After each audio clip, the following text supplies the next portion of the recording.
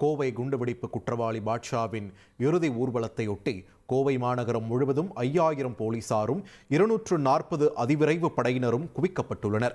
கோவை தொடர் குண்டுவெடிப்பு சம்பவத்தின் முக்கிய குற்றவாளியான பாட்ஷா கோவையில் உள்ள தனியார் மருத்துவமனையில் உடல்நலக்குறைவால் நேற்று காலமானார்.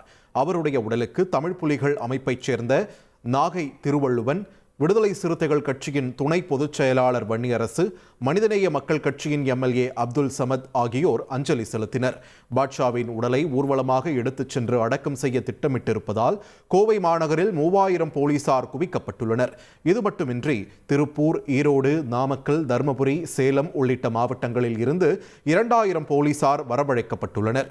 மேலும் கூடுதலாக அதிவிரைவு படையைச் சேர்ந்த 240 வீரர்களும் வரவழைக்கப்பட்டுள்ளனர்.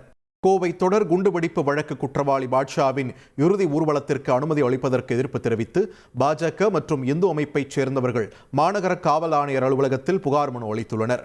மனு கொடுத்த பிறகு செய்தியாளர்களுக்கு பேட்டி அளித்த பாஜக மாவட்ட தலைவர் ரமேஷ், பாட்ஷாவின் இறுதி ஊர்வலத்தில் என்ஐஏவால் தேடப்படும் நபர்கள் உட்பட 5000 பேர் கலந்து கொள்ள இருப்பதால் கோவை மாநகருக்கு அச்சுறுத்தல் ஏற்பட்டுள்ளதாக கூறினார்.